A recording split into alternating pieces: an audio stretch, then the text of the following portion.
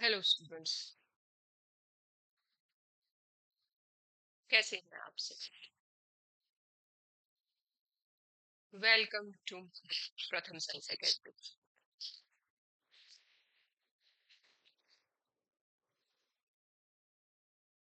आज हम आज हम देखेंगे कि मेटालिक ऑक्साइड एसिड और बेस के साथ क्या रिजल्ट देते हैं, और नॉन मेटालिक ऑक्साइड एसिड और बेस के साथ क्या रिजल्ट देते हैं, और नॉन मेटालिक मेटालिक ऑक्साइड का नेचर क्या होता है और मेटालिक ऑक्साइड का नेचर क्या होता है। सबसे पहला टॉपिक है हमारा metallic oxides. Metallic oxides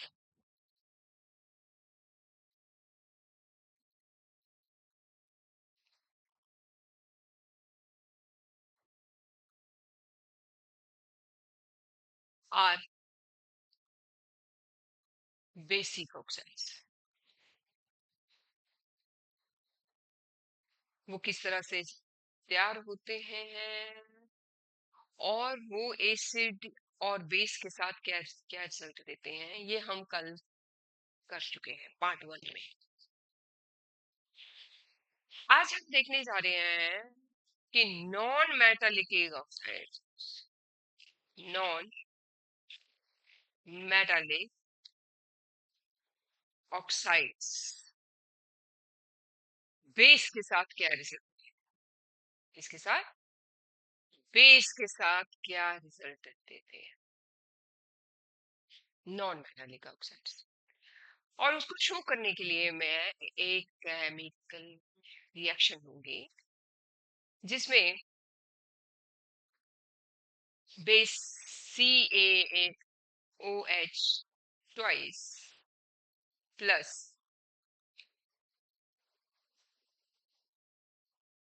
oxide non metallic में ले रही हूँ CO2। क्या है? CO2। सो इस तरह से हम इसका रिजल्ट देखेंगे। CaO plus H2O। ये जो CaO है, ये है सॉल्ट और ये है वाटर।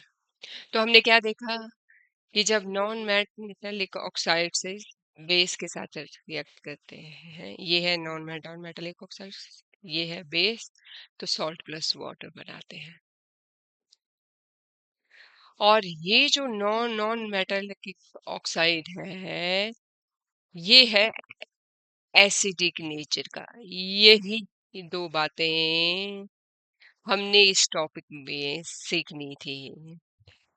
एक हमने उदाहरण देखना था और दूसरा हमने पता करना था, हाँ, कि नॉन मेटालिक ऑक्साइड का नेचर क्या होता है।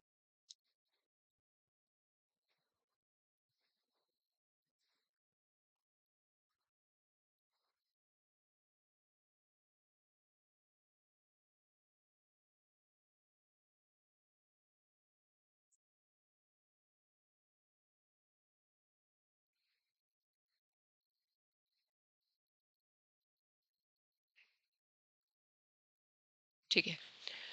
सो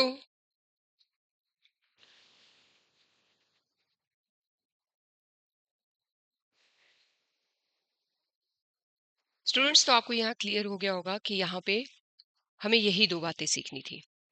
अब हम जा रहे हैं नेक्स्ट टॉपिक पे, और नेक्स्ट टॉपिक है हमारे पास what do all acids and all bases have in common.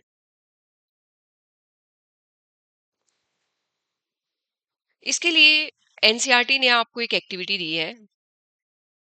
ये है वो एक्टिविटी जिसमें हम लोग अलग अलग रिएजेंट्स लेते जाएंगे।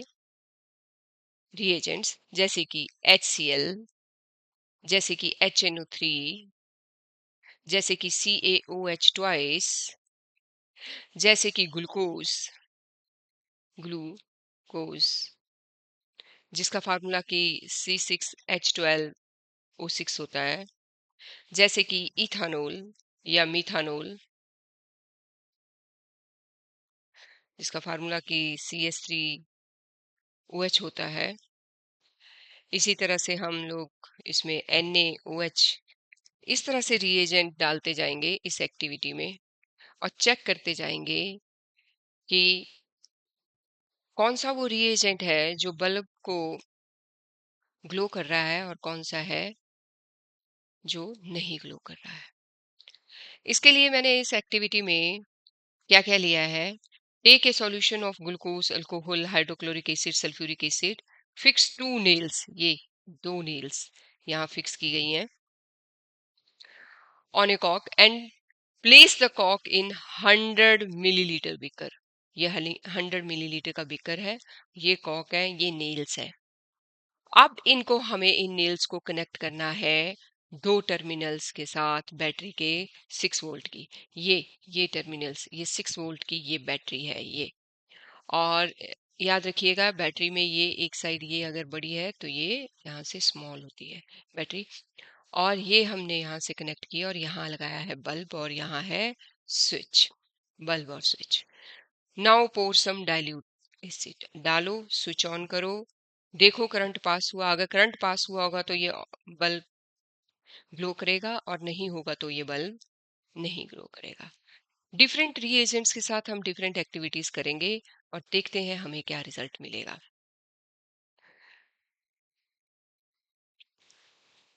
जब भी हम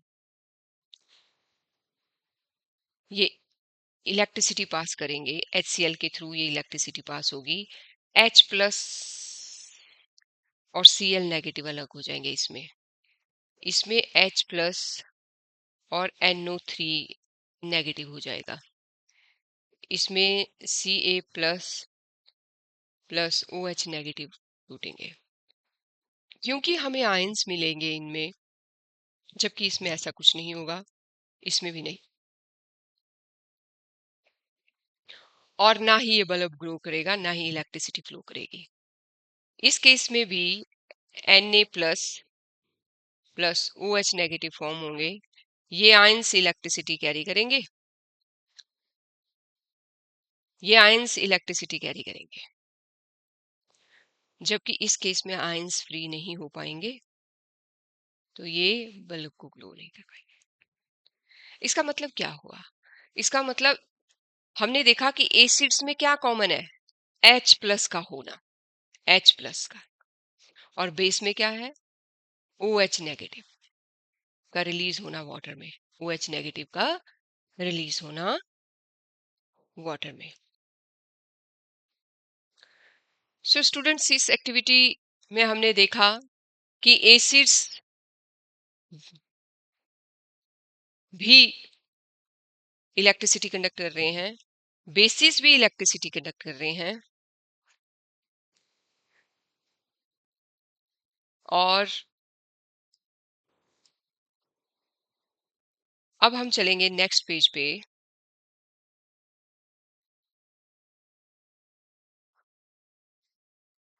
एनसीईआरटी का नेक्स्ट पेज में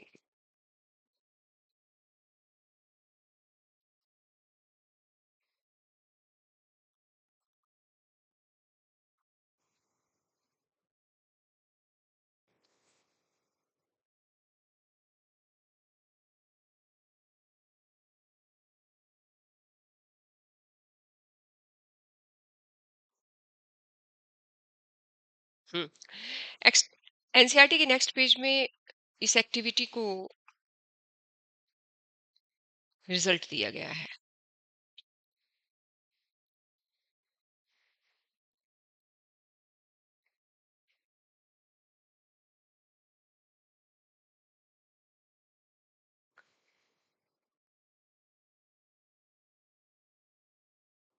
शिट, स्क्रीन नीचे चलेगी, स्क्रीन कहाँ से आएगी?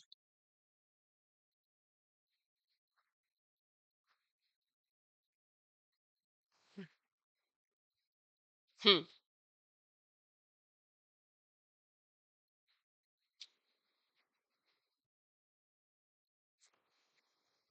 यार पता नहीं क्या क्या हो रहा है इसमें ना।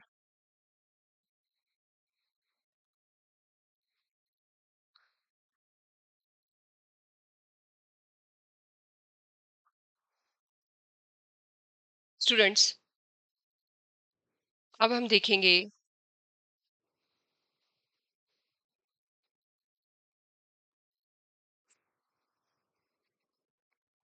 कि ग्लूकोज और इथानॉल के केस में ये ग्लो नहीं किया है क्योंकि H प्लस आयन रिलीज नहीं हुआ है।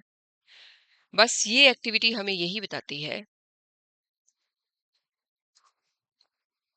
कि फ्री आयंस, क्योंकि एसिड H प्लस आयन छोड़ते हैं, एसिड्स,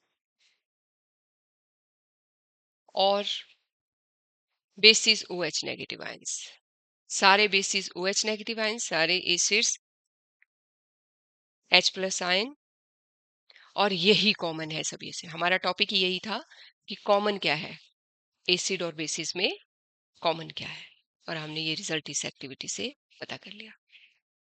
नेक्स्ट है हमारे पास what happens to an acid और ए बेस इन वाटर। अगर मैं कोई एसिड लेती हूँ और उसको पानी में डालती हूँ तो क्या होगा, और अगर मैं कोई बेस लेती हूँ उसको पानी में डालती हूँ वाटर में, तो क्या होगा, क्या होगा। इस केस में हमारे पास H3O positive ions plus Cl negative, और इस केस में हमारे पास आएगा Na plus ions plus OH negative ions. ये हाइड्रोनियम आयन, इन्हें हम कहते हैं हाइड्रोनियम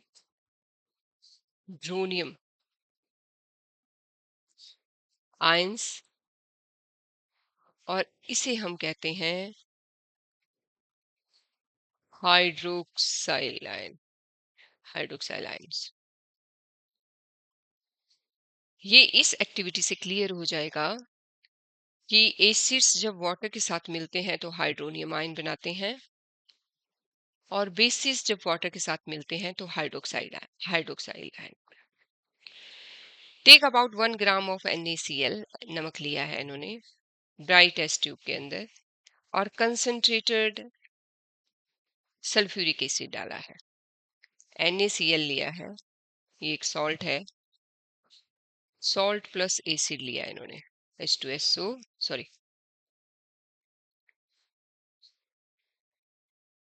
प्लस H2SO4 लिया है, और मुझे यहाँ मिल जाएगा Na2SO4 plus HCl plus HCl। तो ये है सॉल्ट और ये है acid, hydrochloric gas, hydrochloride gas, dry gas यहाँ फॉर्म होगी। और जब हम इस गैस को HCl, सॉरी, लिटमस पेपर, किसके थ्रू, लिटमस पेपर के थ्रू पास करेंगे तो ये ब्लू लिटमस को ब्लू लिटमस को रेड टर्न कर देगी। ये है हमारी एक्टिविटी। Clear students?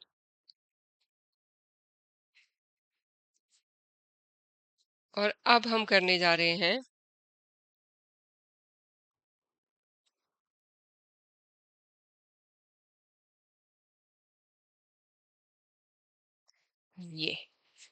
ये है हमारे पास HCl प्लस H2O। ये एक्सपेरिमेंट हमें सजेस्ट करता है कि HCl are produced in the presence of water. The separation of H plus ion from HCl molecules cannot occur in the absence of water। बोलते हैं अगर हमें HCl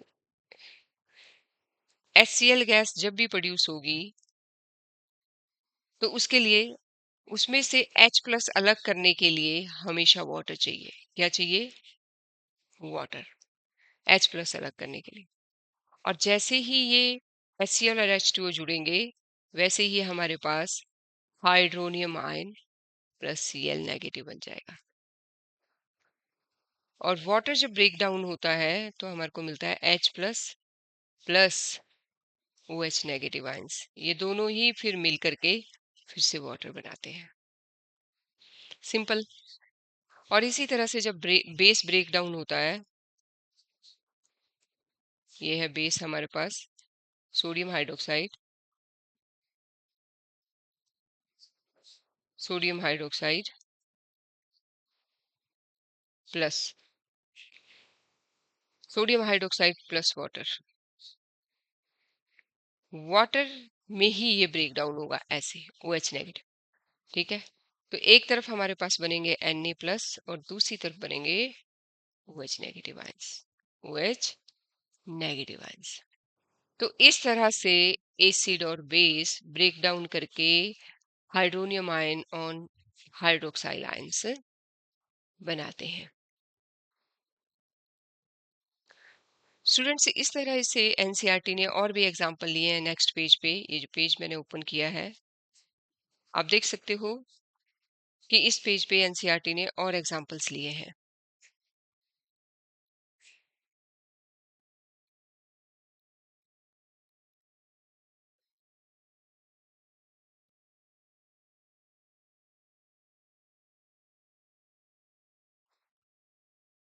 हम्म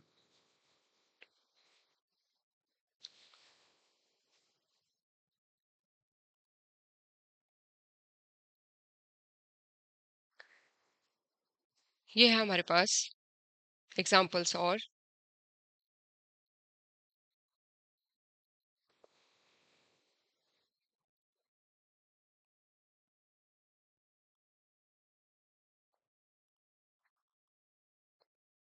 ये है KOH और वाटर, इसमें भी K+ और OH नेगेटिव।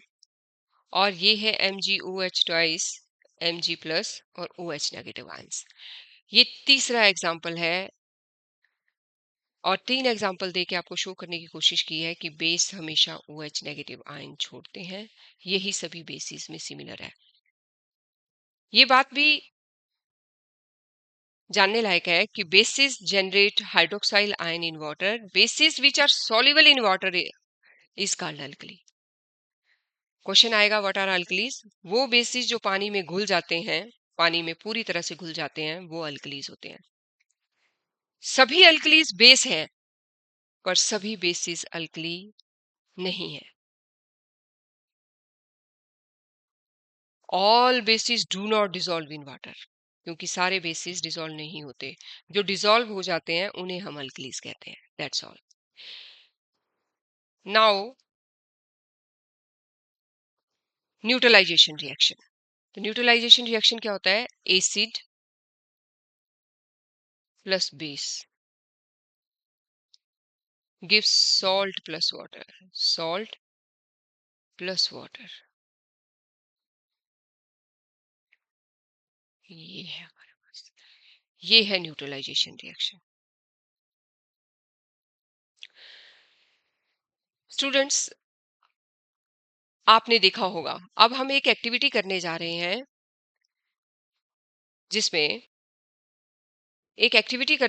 जिसमें हमारे पास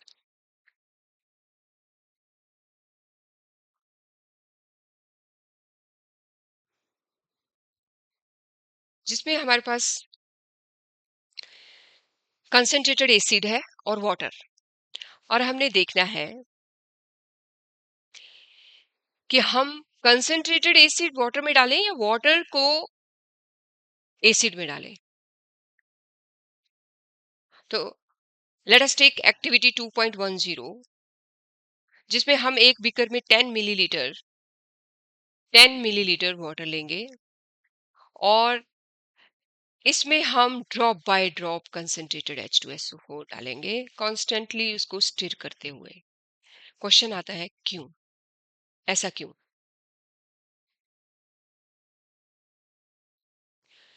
आप देखेंगे कि जब भी आपके पास कंसंट्रेटेड बॉटल आप लेके आओगे बाजार से तो उसमें ये साइन बना होता है, ये साइन।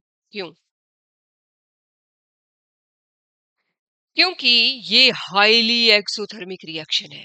क्योंकि ये हाईली, अब एक्सोथर्मिक रिएक्शन क्या होता है भाई?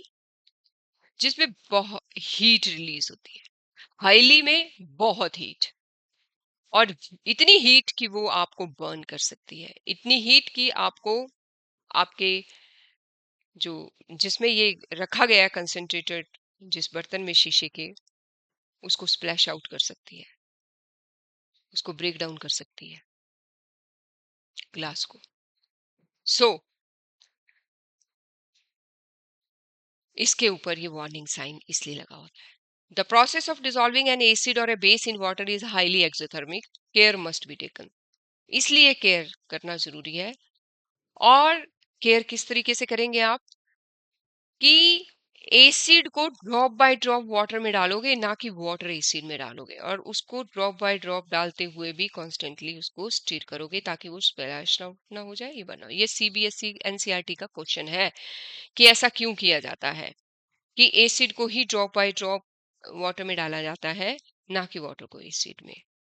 होपफुली आप समझ चुके होंगे कि क्यों इसके ऊपर वार्निंग साइन होता है और क्यों ऐसा किया जाता है। ऐसा ही सोडियम हाइड्रोक्साइड की पैलेट्स की बॉटल पे होता है।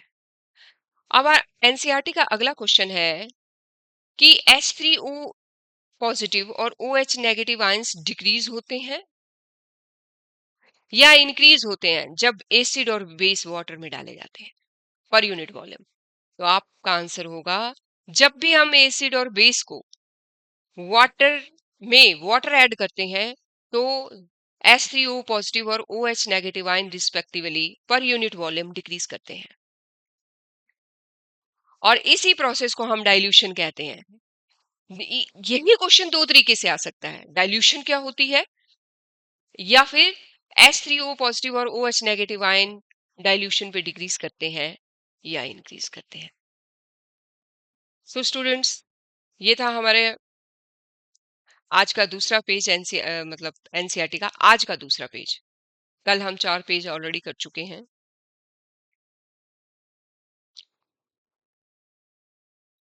अब हम जानेंगे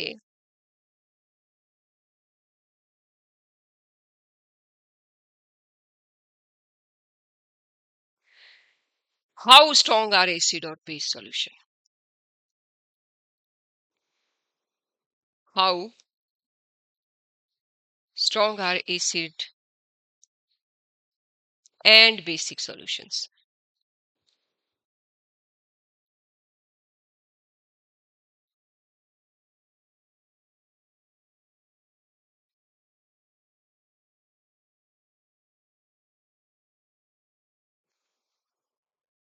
और उसके लिए हम लेंगे इंडिकेटर, एसिड बेस इंडिकेटर। क्या लेंगे? Acid base indicators.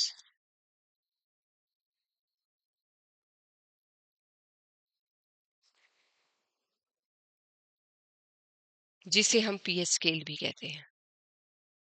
क्या कहते हैं? पीएच स्केल भी कहते हैं।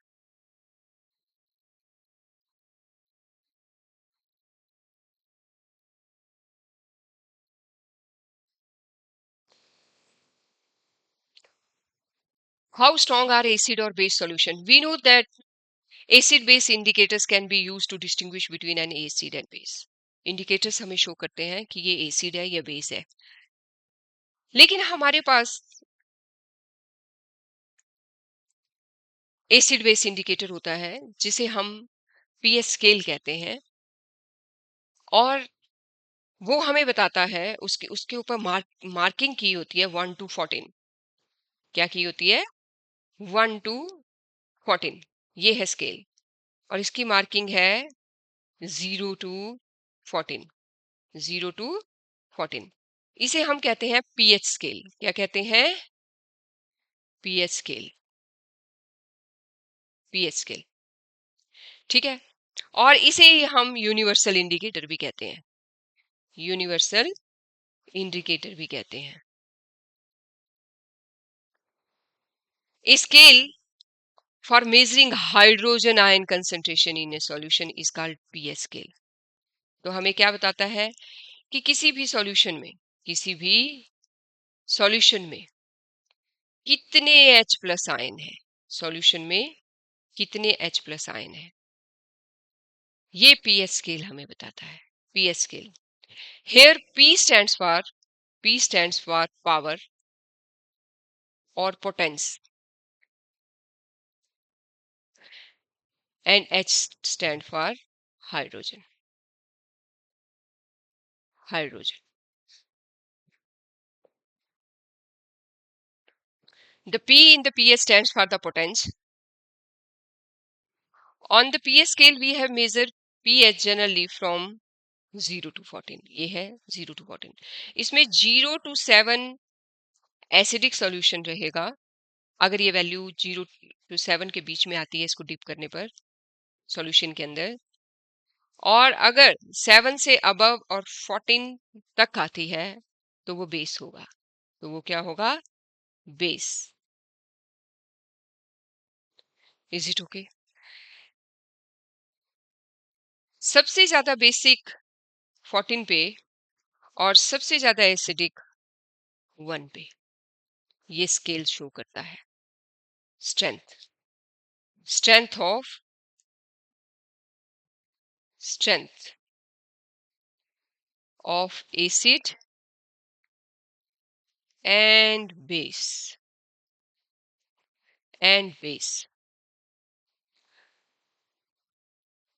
तो ये स्केल हमें बता सकता है कि कितना स्ट्रॉन्ग है एसिड और कितना strong, on the basis of values. 1 आई तो स्ट्रॉन्ग, 2 आई तो स्ट्रॉन्ग, 3 आई तो स्ट्रॉन्ग, और फिर धीरे धीरे करके 4 5 6 7 में वीक हो जाएगा एसिड.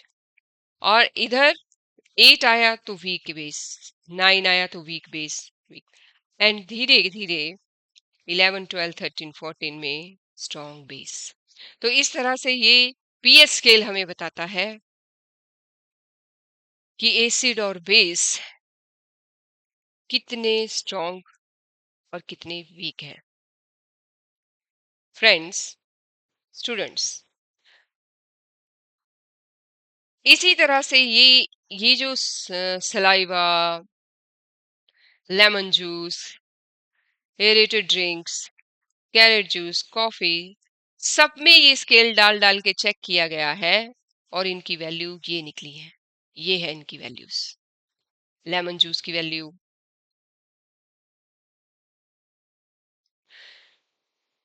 कितनी है? लेमन जूस की 2. तो ये क्या है? ये स्ट्रॉन्ग एसिड है. ये क्या है? स्ट्रॉन्ग एसिड है. इसी तरह से जब पीएच स्केल सोडियम हाइड्रोक्साइड के अंदर डाला गया तो उसकी वैल्यू 14 आई. तो ये भी क्या है? Strong base. तो ये स्केल आपको बहुत ही अच्छे तरीके से बताया है, और साइंटिस्ट ने इनकी वैल्यूज भी निकाल के रखी हैं कि कौन से रिएजेंट ने पीएच स्केल पर क्या वैल्यू दी है. कल हम करेंगे नेक्स्ट टॉपिक में importance of pH in everyday life.